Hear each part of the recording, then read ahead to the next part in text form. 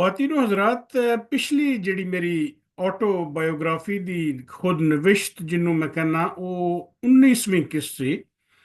ਤੇ ਹੁਣ ਅੱਜ ਵਾਲੀ ਜਿਹੜੀ ਇਹ 20ਵੀਂ ਕਿਸ਼ਤ ਹੈਗੀ ਹੈ। ਤੇ ਪਿਛਲੀ ਜਿਹੜੀ 19ਵੀਂ ਕਿਸ਼ਤ ਸੀ ਉਹਦੇ ਦੋ ਮੇਜਰ ਇਵੈਂਟਸ ਹਨ ਜਿਹੜਾ ਮੈਂ ਤੁਹਾਨੂੰ ਅਰਜ਼ ਕੀਤਾ ਸੀ। ਇੱਕ ਇਵੈਂਟ ਤੇ ਇਹ ਹੈਗਾ ਸੀ ਕਿ ਅਸੀਂ 1972 ਦੇ ਕਿਤੇ ਇਰਦ ਗਿਰਦ ਜਿਹੜਾ ਉਹ ਸਟੇਟ ਬੈਂਕ ਕੁਆਰਟਰਸ, ਜਿੱਥੇ ਕਿ ਪਹਿਲੋਂ ਸਾਡੀ ਰਿਹਾਇਸ਼ ਸੀ, ਨਾਰਥ ਨਾਜ਼ਮਾਬਾਦ ਦੇ ਵਿੱਚ ਕਰਾਚੀ ਪਹਾੜੀ ਦੀ ਇੱਕ ਸਾਈਡ ਤੇ ਮੈਂ ਅਰਜ਼ ਕੀਤਾ ਸੀ ਕਿ ਨਾਰਥ ਨਾਜ਼ਮਾਬਾਦ ਸੀ, ਦੂਸਰੀ ਸਾਈਡ ਸੀ ਕਸਬਾ ਕਲੋਨੀ।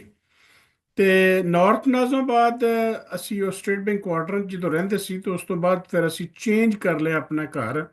ਅਸੀਂ ਉਹ ਜਿਹੜੀ ਪਹਾੜੀ ਹੈ ਨਾ, ਜਿਹਨੂੰ ਅੱਜ ਕੱਲ੍ਹ ਕੱਟੀ ਪਹਾੜੀ ਕਹਿੰਦੇ ਨੇ, ਉਹਦੇ ਦੂਸਰੇ ਸਾਈਡ ਤੇ ਜਿਹੜਾ ਅਸੀਂ ਆਪਣੀ ਰਿਹਾਇਸ਼ ਲੈ ਗਏ। ਔਰ ਮੈਂ ਇਹ ਵੀ ਅਰਜ਼ ਕੀਤਾ ਸੀ ਕਿ ਉਹ A15/9 ਘਰ ਸੀ ਤੇ A15/9 ਘਰ ਤੋਂ ਫਿਰ E101 ਘਰ ਜਿਹੜਾ ਹੈ ਉਹ ਅੱਜ ਵੀ ਉੱਥੇ ਮੌਜੂਦ ਹੈ ਉਸੇ ਤਰ੍ਹਾਂ ਹੀ। ਔਰ ਉੱਥੇ ਜਾ ਕੇ ਤੇ ਅਸੀਂ ਆਪਣਾ ਭਾਈ ਮੇਰੇ ਵੱਡੇ ਜ਼ਕਾਉल्ला ਸਾਹਿਬ, ਉਹਨਾਂ ਨੇ ਅੱਬਾਸੀ ਕਰਿਆਨਾ ਸਟੋਰ ਤੇ ਨਾਂ ਤੋਂ ਕੰਮ ਸ਼ੁਰੂ ਕਰ ਲਿਆ। ਇਹ ਦੂਸਰਾ ਇਵੈਂਟ ਜਿਹੜਾ ਸੀ ਮੈਂ ਤੁਹਾਨੂੰ ਦੱਸਿਆ ਸੀ ਕਿ ਇਹਦੇ ਦੌਰਾਨ ਜਿਹੜੇ ਵੱਡੇ ਭਾਈਜਾਨ ਨੇ ਅਸਲਮ ਸਾਹਿਬ, ਉਹ ਅਮਰੀਕਾ ਰਵਾਨਾ ਹੋ ਗਏ ਸਨ। ਔਰ ਉਹ ਅਮਰੀਕਾ ਚਲੇ ਗਏ ਤੇ ਇੱਥੇ ਅਸੀਂ ਜਿਸ ਵੇਲੇ ਕਸਬਾ ਕਲੋਨੀ ਮੂਵ ਕੀਤੇ ਤੇ ਇੱਥੇ ਜਿਸ ਵੇਲੇ ਅਸੀਂ ਮੈਟ੍ਰਿਕ ਮੇਰਾ ਸੀ 1973 ਦਾ, ਤੇ ਮੈਂ ਅਸੀਂ 1972 ਚ ਇੱਥੇ ਮੂਵ ਕੀਤੇ। ਉਸ ਵਕਤ ਜਿਹੜਾ ਅਸੀਂ ਘਰ ਸ਼ਰ ਉੱਥੇ ਬਣਾਇਆ ਔਰ ਮੈਂ ਦੱਸਿਆ ਸੀ ਕਿ ਚੀਜ਼ਾਂ ਬਹੁਤ ਸਸਤੀਆਂ ਹਨ, ਮਜ਼ਦੂਰੀ ਵੀ ਬੜੀ ਸਸਤੀ ਸੀ ਔਰ ਉਹ ਅੱਛਾ ਘਰ ਸਾਡਾ ਬਣ ਗਿਆ। ਇਹ ਇਲਾਕਾ ਕਸਬਾ ਕਲੋਨੀ ਦਾ ਜਿਹੜਾ ਹੈਗਾ ਇਹ ਹੈਗਾ ਮੰਗੂ ਪੀਰ ਰੋਡ ਦੇ ਉੱਪਰ। ਮੰਗੂ ਪੀਰ ਰੋਡ ਜਿਹੜੀ ਇਹ ਜਿਹਨੂੰ ਬਨਾਰਸ ਚੌਕ ਕਹਿੰਦੇ ਨੇ, ਜਿੱਥੇ ਪਠਾਨ ਕਲੋਨੀ ਬਨਾਰਸ ਚੌਕ ਇਹ ਇੱਕ ਇਲਾਕਾ ਹੈਗਾ। ਇਹ ਉੱਥੋਂ ਇਹ ਸੜਕ ਨਿਕਲਦੀ ਹੈ ਮੰਗੂ ਪੀਰ ਰੋਡ, ਔਰ ਉਹ ਬੇਸਿਕਲੀ ਜਾਂਦੀ ਹੈ ਅੱਗੇ ਬਲੋਚਿਸਤਾਨ ਵਾਲੀ ਸਾਈਡ ਤੇ ਜਿਹੜਾ ਹੱਬ ਦਾ ਮਕਾਮ ਹੈ। ਉੱਥੇ ਦਰਿਆ ਵੀ ਹੈ ਇੱਕ ਹੱਬ ਦੇ ਨਾਂ ਤੋਂ ਮਸ਼ਹੂਰ। ਅੱਗੇ ਲਸਬੇਲਾ ਹੈ, ਫਿਰ ਅੱਗੋਂ ਜਿਹੜਾ ਪੂਰਾ ਬਲੋਚਿਸਤਾਨ ਦਾ ਜਿਹੜਾ ਉਹ ਇਲਾਕਾ ਉਹ ਸ਼ੁਰੂ ਹੋ ਜਾਂਦਾ ਹੈ। ਔਰ ਮੰਗੂ ਪੀਰ ਦੀ ਜਿੱਥੋਂ ਗੱਲ ਹੈਗੀ ਹੈ, ਮੰਗੂ ਪੀਰ ਅਸੀਂ ਜਾ ਕੇ ਮੈਂ ਵੇਖਿਆ, ਬਲਕਿ ਉੱਥੇ ਅਕਸਰ ਅਸੀਂ ਚਲੇ ਜਾਈਏ ਸੀ। ਆਬਾਦੀ ਉਸ ਇਲਾਕੇ 'ਚ ਉਸ ਵਕਤ ਘੱਟ ਸੀ, ਹੁਣ ਤੇ ਖੈਰ ਮੰਗੂ ਪੀਰ ਤੋਂ ਵੀ ਆਬਾਦੀ ਕ੍ਰਾਸ ਕਰ ਚੁੱਕੀ ਹੈ ਔਰ ਬਹੁਤ ਵੱਧ ਗਈ ਹੈ। ਔਰ ਇਹ ਕਸਬਾ ਕਲੋਨੀ ਦੀ ਆਬਾਦੀ ਜਿਹੜੀ ਹੈ ਇਹ ਵੀ, ਕਿਉਂਕਿ ਉਸ ਤੋਂ ਬਾਅਦ ਫਿਰ ਰਫਤਾ ਰਫਤਾ ਜਿਹੜਾ ਬੰਗਲਾਦੇਸ਼ ਦੇ ਸਾਨਹੇ ਤੋਂ ਬਾਅਦ ਉੱਥੋਂ ਕੁਝ ਆਬਾਦੀ ਜਿਹੜੀ ਪ੍ਰੋ ਪਾਕਿਸਤਾਨੀ ਸੀ ਜਾਂ ਬਿਹਾਰੀ ਕਹਿ ਲਓ ਤੁਸੀਂ, ਉਹਨਾਂ ਨੂੰ ਅਸੀਂ ਕਹਿੰਦੇ ਆ, ਉਹ ਉਰਦੂ ਸਪੀਕਿੰਗ ਆਬਾਦੀ ਬਹੁਤ ਬੜੀ ਤਾਦਾਦ ਦੇ ਵਿੱਚ ਮੂਵ ਹੋਈ। ਇਹ ਕਸਬਾ ਕਲੋਨੀ ਵੀ ਇੱਕ ਐਸੀ ਜਗ੍ਹਾ ਸੀ ਜਿੱਥੇ ਇੱਕ ਬਹੁਤ ਜ਼ਿਆਦਾ ਜਗ੍ਹਾ ਤੇ ਰਕਬੇ ਤੇ ਏਰੀਏ ਤੇ ਜਿਹੜਾ ਇਹ ਬਿਹਾਰ ਕਲੋਨੀ ਕਹਿ ਲਓ, ਲੇਕਿਨ ਉਹ ਕਸਬਾ ਕਲੋਨੀ ਦੀ ਐਕਸਟੈਂਸ਼ਨ ਕਹਿ ਲਓ, ਇਹ ਲੋਕ ਆਬਾਦ ਹੋਏ ਸਨ। ਮੰਗੂ ਪੀਰ ਦੀ ਜਦੋਂ ਤੱਕ ਗੱਲ ਹੈ ਤੇ ਤੁਹਾਨੂੰ ਪਤਾ ਹੈ ਕਿ ਪਾਕਿਸਤਾਨ ਦੇ ਕਲਚਰ ਦੇ ਵਿੱਚ ਇਹ ਬਹੁਤ ਜ਼ਿਆਦਾ, ਇਹਦੇ ਵਿੱਚ ਲੋਕ ਤੇ ਬਲੀਵ ਵੀ ਕਰਦੇ ਨੇ ਕਿ ਮੁਖਤਲਿਫ ਗੱਦੀ ਨਸ਼ੀਨ ਵੀ ਉੱਥੇ ਸੈਂਕੜੋਂ ਦੀ ਤਾਦਾਦ ਵਿੱਚ ਨੇ, ਜਿਹੜੇ ਕਿ ਨਸਲ ਦਰ ਨਸਲ ਉਹਨਾਂ ਆਪਣੇ ਬਜ਼ੁਰਗਾਂ ਦੀਆਂ ਕਬਰਾਂ ਤੇ ਬੈਠੇ ਨੇ ਔਰ ਲੋਕੀ ਨਜ਼ਰਾਨਾ ਦਿੰਦੇ ਨੇ, ਚੜਾਵੇ ਚੜਾਉਂਦੇ ਨੇ ਉੱਥੇ। ਇਸੇ ਤਰ੍ਹਾਂ ਮੰਗੂ ਪੀਰ ਦੇ ਨਾਮ ਤੋਂ ਇੱਕ ਇਲਾਕਾ ਸੀ ਜਿਹੜਾ ਕਿ ਬਨਾਰਸ ਤੋਂ ਤਕਰੀਬਨ 5-6 ਕਿਲੋਮੀਟਰ 7 ਕਿਲੋਮੀਟਰ ਹੋਏਗਾ। ਉੱਥੇ ਤਾਲਾਬ ਬਣੇ ਸਨ ਪਾਣੀ ਦੇ ਔਰ ਉਹਦੇ ਵਿੱਚ ਮਗਰਮੱਛ ਹੁੰਦੇ ਸਨ। ਉਹ ਅਸਲ ਤੇ ਉਹ ਮਗਰਮੱਛ ਜਿਹੜੇ ਹੁੰਦੇ ਸਨ, ਉਹਨਾਂ ਨੂੰ ਉਹ ਜਿਹੜੇ ਬਜ਼ੁਰਗ ਉੱਥੇ ਦਫਨ ਨੇ, ਉਹ ਆਪਣੀ ਜ਼ਿੰਦਗੀ 'ਚ ਕਿਤੇ ਉਹਨਾਂ ਨੂੰ ਕੋਈ ਖਾਣਾ ਛਾਣਾ ਗੋਸ਼ਤ ਗੋਸ਼ਤ ਪਾਉਂਦੇ ਸਨ, ਉਹਨਾਂ ਦਾ ਸ਼ੌਕ ਹੁੰਦਾ ਸੀ। ਤੇ ਉਹਨਾਂ ਮਗਰਮੱਛਾਂ ਨੂੰ ਫਿਰ ਕਹਿੰਦੇ ਸੀ ਕਿ ਮੰਗੂ ਪੀਰ ਦੀਆਂ ਜੂਆਂ ਨੇ। ਤੇ ਉੱਥੇ ਜਾ ਕੇ ਵੇਖੀ ਤਾਂ ਸੀ ਕਈ ਵਾਰੀ, ਕਿਉਂਕਿ ਉਸ ਵਕਤ ਇੰਨਾ ਅਹਿਸਾਸ ਨਹੀਂ ਸੀ ਹੁੰਦਾ ਕਿ ਇਹ ਸ਼ਿਰਕ ਕਿਹੜੀ ਸ਼ੈ ਹੈ। ਲੋਕ ਸਜਦੇ 'ਚ ਵੀ ਪਏ ਹੁੰਦੇ ਸਨ। ਹੁਣ ਤੇ ਪੂਰੀ ਸ਼ੌਰੀ ਤੌਰ ਤੇ ਅਲਹਮਦੁਲਿਲਾ ਪਤਾ ਚੱਲ ਗਿਆ ਕਿ ਸ਼ਿਰਕ ਕਹਿੰਦੇ ਕਿਹਨੂੰ ਨੇ, ਕਿ ਰੱਬ ਤੋਂ ਹਟ ਕੇ ਜੇ ਕਿਸੇ ਕੋਲ ਮੰਗਣੀ ਹੈ ਕੋਈ ਸ਼ੈ ਉਹਦੀ ਜ਼ਾਤੀ ਜਾਂ ਸਿਫਾਤੀ ਹਵਾਲੇ ਨਾਲ, ਉਹ ਸਾਰੀ ਸ਼ਿਰਕ ਦੇ ਵਿੱਚ ਆਉਂਦੀ ਹੈ। ਤੇ ਉੱਥੇ ਜਾ ਕੇ ਦੇਖੀ ਤਾਂ ਅਸੀਂ ਖਾਸ ਤੌਰ ਤੇ ਉਹਨਾਂ ਆਬਾਦੀਆਂ ਦੇ ਵਿੱਚ ਜਿਹੜੇ ਬਲੋਚੀ ਜਾਂ ਮਕਰਾਨ ਦੇ ਸਾਹਲ ਤੋਂ ਜਿਹੜੇ ਇੱਧਰ ਮੁੰਤਕਿਲ ਹੋ ਕੇ ਆਬਾਦੀਆਂ ਸਨ, ਉੱਥੋਂ ਲੋਕ ਬੜੇ ਤਾਦਾਦ ਦੇ ਵਿੱਚ ਆਉਂਦੇ ਸਨ ਔਰ ਉਹ ਮੰਗੂ ਪੀਰ ਦੇ ਆ ਕੇ ਨਜ਼ਰਾਨੇ ਤੇ ਚੜਾਵੇ ਉਹ ਮਜ਼ਾਰ ਤੇ ਚੜਾਉਂਦੇ ਸਨ। ਤੇ ਨਾਲ ਫਿਰ ਉਹ ਗੋਸ਼ਤ ਲੈ ਕੇ ਆਉਂਦੇ ਸਨ ਸਵਾਬ ਹਾਸਲ ਕਰਨ ਲਈ, ਕਿ ਉਹਨਾਂ ਦੇ ਪੀਰ ਮੰਗੂ ਪੀਰ ਜਿਹੜੇ ਨੇ ਉਹਨਾਂ ਦੀਆਂ ਜੂਆਂ ਨੇ ਇਹ, ਔਰ ਉਹ ਉਹਨਾਂ ਨੂੰ ਜਾ ਕੇ ਗੋਸ਼ਤ ਵੀ ਉਹਨਾਂ ਨੂੰ ਪਾਉਂਦੇ ਸਨ। ਇਸ ਦੌਰਾਨ ਦੇ ਵਿੱਚ ਹੀ ਜਿਸ ਵੇਲੇ ਉਹ ਘਰ EX1 ਬਣ ਗਿਆ, ਦੁਕਾਨ ਵੀ ਖੁੱਲ ਗਈ, ਤੇ ਰਫਤਾ ਰਫਤਾ ਥੋੜਾ ਬਹੁਤ ਟਾਈਮ ਮੈਂ ਦੁਕਾਨ ਤੇ ਵੀ ਭਾਈਜਾਨ ਵੱਡੇ ਦੇ ਨਾਲ ਦੇਣਾ, ਤੇ ਨਾਲ ਮੇਰੀ ਜ਼ਾਹਿਰ ਹੈ ਕਿ ਮੈਟ੍ਰਿਕ ਦੀ ਤਿਆਰੀ ਵੀ ਮੈਂ ਕਰਨੀ ਹੁੰਦੀ ਸੀ। ਤੇ ਪੜ੍ਹ ਲਿਖ ਕੇ ਖੈਰ 1973 ਦੇ ਵਿੱਚ ਇਹ ਮੇਰਾ ਮੈਟ੍ਰਿਕ ਜਿਹੜਾ ਇਹ ਹੋ ਗਿਆ। ਔਰ ਇਹ ਮੈਟ੍ਰਿਕ ਹੋਣ ਤੋਂ ਬਾਅਦ ਜਿਹੜਾ ਮੀਨਵਾਈਲ ਫਿਰ ਭਾਈਜਾਨ ਜਿਹੜੇ ਵੱਡੇ ਨੇ ਅਸਲਮ ਸਾਹਿਬ, ਉਹ ਵੀ ਤੁਹਾਨੂੰ ਮੈਂ ਜਿਵੇਂ ਕੱਲ ਵਾਲੀ ਵੀਡੀਓ ਦੱਸਿਆ ਸੀ, ਪਿਛਲੀ 19ਵੀਂ ਵੀਡੀਓ 'ਚ, ਕਿ ਉਹ ਵੀ ਡਿਪੋਰਟ ਹੋ ਗਏ, ਸ਼ਿਕਾਗੋ ਤੋਂ ਵਾਪਸ ਆ ਗਏ 2-3 ਸਾਲ ਤੋਂ ਬਾਅਦ। ਜਿਸ ਵੇਲੇ ਇੱਥੇ ਆਏ ਤੇ ਇੱਥੋਂ ਫਿਰ ਵਾਪਸ ਚਲੇ ਗਏ। ਉਹ ਦੌਰਾਨੇ ਸਫ਼ਰ ਜਦੋਂ ਵਾਪਸ ਸ਼ਿਕਾਗੋ 에ਅਰਪੋਰਟ ਉਤਰੇ ਪਾਕਿਸਤਾਨ ਤੋਂ ਹੋ ਕੇ ਜਾ ਕੇ, ਉਹਨਾਂ ਨੇ ਸਾਰਾ ਰਿਕਾਰਡ ਸਾਹਮਣੇ ਰੱਖਤਾ ਕਿ ਤੁਸੀਂ ਇੱਥੇ ਬੈਂਕਿੰਗ ਡਿਪਲੋਮੋਸ ਕਰਨੇ ਆਏ ਸੋ, ਲੇਕਿਨ ਤੁਸੀਂ ਉਹ ਕਰਨ ਦੀ ਬਜਾਏ ਇੱਥੇ ਜੌਬ ਕਰਦੇ ਰਹੇ ਹੋ, ਦੇਅਰਫੋਰ ਯੂ ਆਰ ਡਿਪੋਰਟਡ। ਉਹ ਡਿਪੋਰਟ ਕਰਤਾ ਉਹਨਾਂ ਨੂੰ, ਤੇ ਉਹ ਵਾਪਸ ਚਲੇ ਗਏ। ਹੁਣ ਉਹ ਜਿਸ ਵੇਲੇ ਵਾਪਸ ਕਰਾਚੀ ਚਲੇ ਗਏ, ਤੇ ਉੱਥੇ ਜਾ ਕੇ ਤਾਂ ਜ਼ਾਹਿਰ ਹੈ ਉਹਨਾਂ ਦੇ ਰੋਜ਼ਗਾਰ ਦਾ ਮਸਾਇਲ, ਕਿ ਸਟੇਟ ਬੈਂਕ ਦੇ ਵਿੱਚੋਂ ਵੀ ਨੌਕਰੀ ਖਤਮ ਹੋ ਗਈ ਸੀ। ਔਰ ਚੂੰਕਿ ਇਹਨਾਂ ਨੇ ਵਾਅਦਾ ਖਿਲਾਫੀ ਕੀਤੀ ਸੀ ਕਿ ਇਹਨਾਂ ਨੇ ਸਾਲ ਦੇ ਵਿੱਚ ਮੁੜ ਕੇ ਆਉਣਾ ਸੀ ਕੋਰਸ ਵਗੈਰਾ ਕਰਕੇ, ਉਹ ਕੋਰਸ ਤੇ ਵੀ ਨਾ ਕੀਤਾ, ਤੇ ਇਹਨਾਂ ਨੇ ਇਨਕੁਆਇਰੀ ਕਰਕੇ ਸਟੇਟ ਬੈਂਕ ਵਾਲਿਆਂ ਨੇ ਇਹਨਾਂ ਨੂੰ ਫਾਰਗ ਕਰਤਾ। ਤੇ ਉਹ ਜਿਸ ਵੇਲੇ ਵਾਪਸ ਆਏ, ਤੇ ਭਾਈਜਾਨ ਸਨਾਉল্ਲਾਹ ਸਾਹਿਬ ਜਿਹੜੇ ਨੇ ਉਹ ਬੜੇ ਐਂਟਰਪ੍ਰੇਨਿਓਰ ਮਾਈਂਡ ਸੀ ਉਹਨਾਂ ਦਾ। ਅਸੀਂ ਸਾਰਿਆਂ ਨੇ ਭਰਾਵਾਂ ਨੇ ਮਿਲ ਕੇ, ਮੈਂ ਉਦੋਂ ਜ਼ਾਹਿਰ ਹੈ ਕਿ ਹਾਲੀ ਮੈਟ੍ਰਿਕ ਤਾਜ਼ਾ ਤਾਜ਼ਾ ਹੀ ਕੀਤਾ ਸੀ, ਤੇ ਉਸ ਤੋਂ ਬਾਅਦ ਅਸੀਂ ਇੱਕ ਉੱਥੇ ਪ੍ਰੋਗਰਾਮ ਸ਼ੁਰੂ ਕੀਤਾ, ਉਹਦਾ ਨਾਂ ਅਸੀਂ ਰੱਖਿਆ ਪਾਕ ਸ਼ਾਹੀਨ ਟਰੇਡਰਸ। ਇਹ ਇੱਕ ਫਰਮ ਬਣਾਈ ਪਾਕ ਸ਼ਾਹੀਨ ਟਰੇਡਰਸ ਦੇ ਨਾਮ ਤੋਂ, ਇੰਪੋਰਟਰਸ ਐਂਡ ਐਕਸਪੋਰਟਰਸ। ਇਹ ਔਰ ਉਹਦੇ ਚ ਅਸੀਂ ਜਿਹੜਾ ਅਸੀਂ ਮੈਂ ਤਾਂ ਛੋਟਾ ਸਾ ਜ਼ਾਹਿਰ ਹੈ ਕਿ ਇਹਨਾਂ ਵੱਡਿਆਂ ਨਹੀਂ ਕਰਨਾ ਸੀ ਜੋ ਕਰਨਾ ਸੀ, ਲੇਕਿਨ ਮੇਰਾ ਵੀ ਪੂਰੀ ਦਿਲਚਸਪੀ ਹੁੰਦੀ ਸੀ।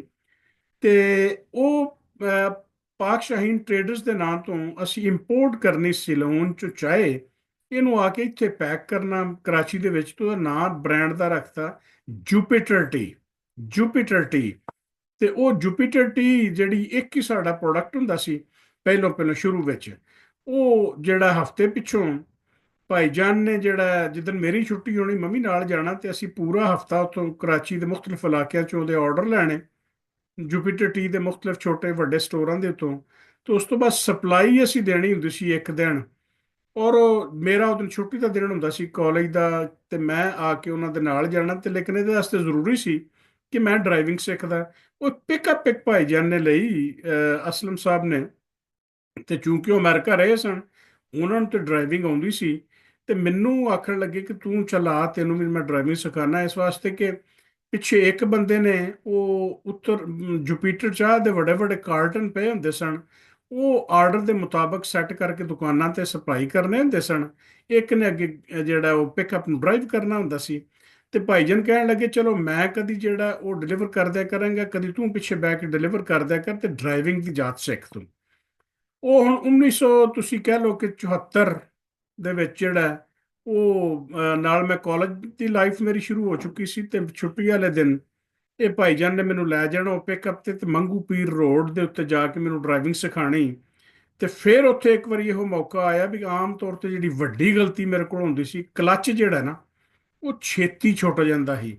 ਤੇ ਛੇਤੀ ਜਾਂ ਕਲੱਚ ਛੁੱਟਣਾ ਤੇ ਜ਼ਾਹਿਰ ਹੈ ਕਿ ਉਹ ਗੱਡੀ ਨੇ ਜੰਪ ਲੈਣਾ, ਤੇ ਜਾਂ ਜੰਪ ਲੈਣਾ ਤੇ ਖੱਬੇ ਹੱਥ ਦੀ ਚਪੇੜ ਵੱਜਣੀ, ਤੇ ਮੈਨੂੰ ਤਾਰੇ ਦਿਸ ਪੈਣੇ ਵੀ ਚੰਗੀ ਡਰਾਈਵਿੰਗ ਸਿੱਖਣ ਡਿਆ ਮੈਂ।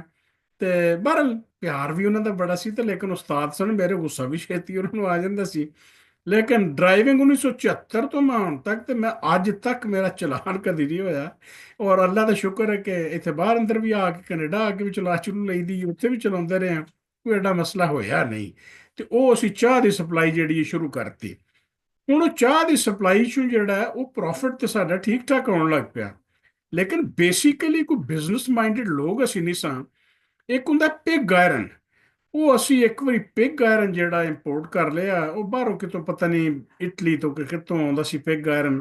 ਉਹ ਇੱਟਾਂ ਵਰਗਾ ਲੋਹਾ ਹੁੰਦਾ ਸੀ, ਤੇ ਉਹਨੂੰ ਪਗੜਾ ਕੇ ਤੇ ਫਿਰ ਜਿਹੜਾ ਨਾ ਉਹ ਸਰੀਆ ਸੁਰੀਆ ਬਣਦਾ ਸੀ ਜਿਹੜਾ ਕਾਬਲੇ ਇਸਤੇਮਾਲ ਹੁੰਦਾ ਸੀ। ਤੇ ਉਹ ਲੋਹੇ ਦੀਆਂ ਇੱਟਾਂ ਕਹਿ ਲਓ ਤੁਸੀਂ, ਆਇਰਨ ਦੀਆਂ ਇੱਟਾਂ, ਉਹ ਬੜੀਆਂ ਵਜ਼ਨੀ ਹੁੰਦੀਆਂ ਸਨ। ਉਹ ਸਾਨੂੰ ਇੱਕ ਪਹਿਲੀ ਜਿਹੜੀ ਪਿਗ ਆਇਰਨ ਦੀ ਅਸੀਂ ਡੀਲ ਕੀਤੀ, ਤੇ ਸਾਨੂੰ ਉਹਦੇ ਚ ਆਲਮੋਸਟ ਜਿਹੜਾ ਨਾ 4-5 ਗੁਣਾ ਪ੍ਰੋਫਿਟ ਹੋ ਗਿਆ। ਅੱਗੋਂ ਅਸੀਂ ਮਾਰਕੀਟ ਵੇਖੀ ਕੋਈ ਨਾ, ਅਸੀਂ ਕਿਹਾ, ਅਸੀਂ ਗਿੱਝ ਕੇ ਵੀ ਇਹ ਕੰਮ ਬੜਾ ਸਿੱਧਾ ਹੈਗਾ। ਉਹ ਜਿੰਨਾ ਆਰਡਰ ਪਹਿਲਾਂ ਦਿੱਤਾ ਸੀ ਉਦੋਂ ਕੋਈ 6-7 ਗੁਣਾ ਵੱਧ ਆਰਡਰ ਅਸੀਂ ਪਿਗ ਆਇਰਨ ਦਾ ਦੇ ਦਿੱਤਾ। ਪਿਗ ਆਇਰਨ ਜਦੋਂ ਇੱਥੇ ਆਇਆ, ਉਹ ਪਿਗ ਆਇਰਨ ਜਿਹੜਾ ਉਹਦੀ ਪ੍ਰਾਈਸ ਬਿਲਕੁਲ ਮਾਰਕੀਟ ਦੇ ਵਿੱਚ ਕ੍ਰੈਸ਼ ਕਰ ਗਈ, ਉਹ ਡਿੱਗ ਪਈ ਮਾਰਕੀਟ। ਉਹ ਹੁਣ ਅਸੀਂ ਹੋਲਡ ਵੀ ਨਹੀਂ ਸਾਂ ਕਰ ਸਕਦੇ, ਸਾਰੇ ਪੈਸੇ ਹੀ ਉੱਥੇ ਲਾ ਜਿਹੜੇ ਹਨ। ਉਹਦੇ ਸਾਨੂੰ ਵਾਹਵਾ ਹੀ ਘਾਟਾ ਪੈ ਗਿਆ ਕਿ ਪਿਛਲਾ ਜਿਹੜਾ ਚਾਹ ਚੂ ਚੋ ਕਮਾਇਆ ਸੀ ਤੇ ਪਿਗ ਆਇਰਨ ਦੀ ਪਹਿਲੀ ਜਿਹੜੀ ਖੇਪ ਆਈ ਸੀ ਉਹਦੇ ਚੋਂ ਕਮਾਇਆ ਸੀ, ਤੇ ਅਸੀਂ ਸਾਰੇ ਪੈਸੇ ਉਹ ਲੂਜ਼ ਕਰ ਬੈਠੇ, ਹੱਥੋਂ ਹੱਥ ਹੋ ਗਏ। ਫਿਰ ਵੀ ਕੁਝ ਨਾ ਕੁਝ ਪੈਸੇ ਬਚ ਗਏ, ਤੇ ਫਿਰ ਇੱਕ ਨਵਾਂ ਕੰਮ ਸ਼ੁਰੂ ਕਰ ਲਿਆ ਕਿ ਪਾਕ ਡਰਾਇੰਗ ਐਂਡ ਬਲੀਚਿੰਗ ਵਰਕਸ, ਪਾਕ Shaheen drawing and bleaching works. ਪਿੱਛੇ 5 ਮਰਲੇ ਦਾ E101 ਦੇ ਨਾਲ E102 ਪਲਾਟ ਸੀ, ਉਹ ਖਰੀਦਿਆ। ਉੱਥੇ ਵੱਡੇ ਵੱਡੇ ਟੈਂਕ ਲਾ ਲਏ। ਉਹ ਟੈਂਕ ਜਿਹੜੇ ਨੇ ਜਿਹੜੇ ਡਾਈਂਗ ਦੇ ਟੈਂਕ ਹੁੰਦੇ ਨੇ, ਰੰਗ ਰੁੰਗ ਵਾਲੇ। ਤੇ ਉਹ ਹੁੰਦਾ ਸੀ ਵੀ ਸੂਤਰ ਲਿਆਉਣਾ ਹੁੰਦਾ ਸੀ ਤੇ ਉਹਨੂੰ ਰੰਗਣਾ ਹੁੰਦਾ ਸੀ।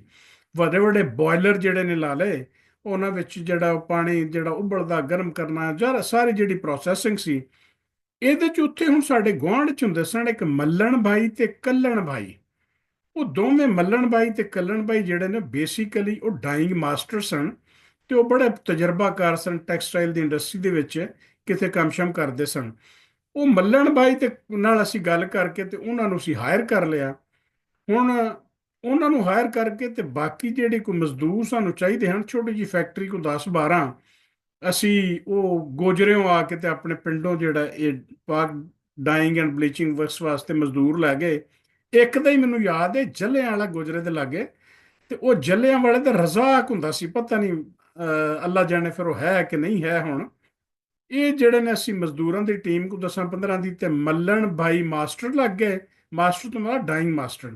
ਉਹਨਾਂ ਨੂੰ ਰੰਗਾਂ ਦੇ ਫਾਰਮੂਲੇ ਆਉਂਦੇ ਸਨ ਵੀ ਇੰਨਾ ਰੰਗ ਫਲਾਣਾ ਤੇ ਇੰਨਾ ਰੰਗ ਫਲਾਣਾ ਤੇ ਇੰਨਾ ਰੰਗ ਫਲਾਣਾ ਪਾਉਣਾ ਤੇ ਉਹ ਸਾਨੂੰ ਉਹਦੇ ਵਿੱਚ ਕਾਮਯਾਬੀ ਜਿਹੜੀ ਉਹ ਮਿਲਣ ਲੱਗ ਪਈ। ਉਹ ਤਕਰੀਬਨ ਮੇਰਾ ਖਿਆਲ 4 ਕੁ ਮਹੀਨੇ ਸਾਨੂੰ ਉਹਦੇ ਚ ਵੀ ਪ੍ਰੋਫਿਟ ਸ਼ਰਾਫਟ ਜਿਹੜਾ ਉਹ ਚੰਗਾ ਹੋਣ ਲੱਗ ਪਿਆ। ਜਨਾਬ ਉਹ ਭੱਠੀਆਂ ਚੱਲਣ ਡਈਆਂ ਨੇ, ਬੋਇਲਰ ਲੱਗੇ ਨੇ, ਤੇ ਮੱਲਣ ਬਾਈ ਆਪਣੇ ਕੰਮ ਤੇ ਲੱਗੇ ਨੇ। ਫਾਰਮੂਲੇ ਉਹਨਾਂ ਕੋਲ ਹੀ ਸਨ ਵੀ ਕਿਹੜਾ ਰੰਗ ਕਿੰਨੇ ਮਿਕਸਚਰ ਚ ਪਾਉਣਾ ਤੇ ਡਾਈਂਗ ਐਂਡ ਬਲੀਚਿੰਗ ਹੋਣੀ ਹੈ। ਤੇ ਉਹ ਖੈਰ 4-5 ਮਹੀਨੇ ਬਾਅਦ ਉਹ ਜਿਸਲੇ ਕੰਮ ਥੋੜਾ ਰਿੜਿਆ, ਤੇ ਮੱਲਣ ਬਾਈ ਜਿਹੜੇ ਨੇ ਉਹ ਆਖਣ ਲੱਗੇ ਕਿ ਭਾਈ ਇਹ ਤਨਖਾਹ ਵਧਾਓ। ਹੁਣ ਮੇਰੀ ਤਨਖਾਹ ਪਹਿਲੋਂ ਵੀ ਠੀਕ ਠਾਕ ਸੀ, ਔਰ ਵਾਕਿਆ ਹੀ ਹਾਲੀ ਇਸ ਲੈਵਲ ਤੇ ਇਨਕਮ ਨਹੀਂ ਸੀ ਕਿ ਅਸੀਂ ਇਹ ਕਹਿੰਦੇ ਕਿ ਜੀ ਹੁਣ ਤੁਹਾਡੀ ਤਨਖਾਹ ਜਿਹੜੀ ਜਿੰਨੀ ਤੁਹਾਡੀ ਡਿਮਾਂਡ ਅਸੀਂ ਵਧਾ ਦਈਏ। ਉਹ ਅਸੀਂ ਨੈਗੋਸ਼ੀਏਸ਼ਨ ਕਰਨ ਦੀ ਕੋਸ਼ਿਸ਼ ਕੀਤੀ, ਪਰ ਉਹ ਮੱਲਣ ਭਾਈ ਜਿਹੜੇ ਨਾ ਉਹ ਤੇ ਬਹੁਤ ਹੀ ਜਿਹੜਾ ਨਾ ਆਕੜ ਹੀ ਗਏ। ਉਹਨਾਂ ਆਖਿਆ ਕਿ ਨਹੀਂ ਜੀ ਨਹੀਂ, ਮੁਝੇ तो इतने चाहिए, ये चाहिए, मैं छोड़ के जा रहा हूँ। ਅਸਲ ਉਹਨਾਂ ਕੋਲ ਮੱਲਣ ਭਾਈ ਕੋਲ ਕਿਸੇ ਹੋਰ ਟੈਕਸਟਾਈਲ ਦੀ ਕੋਈ ਆਫਰ ਆ ਗਈ, ਔਰ ਆਫਰ ਇਹਦੇ ਨਾਲੋਂ ਕੋਈ ਬਿਹਤਰ ਬਹੁਤ ਅੱਛੀ ਆਫਰ ਸੀ। ਤੇ ਸਾਨੂੰ ਤੇ ਸਾਡਾ ਤੇ ਸਹਾਰਾ ਹੀ ਸਾਰਾ ਮੱਲਣ ਭਾਈ ਸਨ। ਉਹ ਮੱਲਣ ਭਾਈ ਸਾਨੂੰ ਛੱਡ ਕੇ ਤੇ ਚਲੇ ਗਏ। ਉਹ ਛੱਡ ਕੇ ਚਲੇ ਗਏ ਤੇ ਅਸੀਂ ਫਿਰ ਸਿਫਰ ਤੇ ਆ ਕੇ ਖਲੋ ਗਏ। ਇਸ ਵਾਸਤੇ ਕਿ ਸਾਡੇ ਕੋਲ ਇਹ ਸਖਤ ਹੈ ਕੋਈ ਨਹੀਂ ਸੀ ਕਿ ਅਸੀਂ ਮੱਲਣ ਭਾਈ ਨੂੰ ਉਨੀ ਤਨਖਾਹ ਦਿੰਦੇ ਜਿੰਨੀ ਕੋਈ ਹੋਰ ਦੇਣ ਡਿਆ ਸੀ।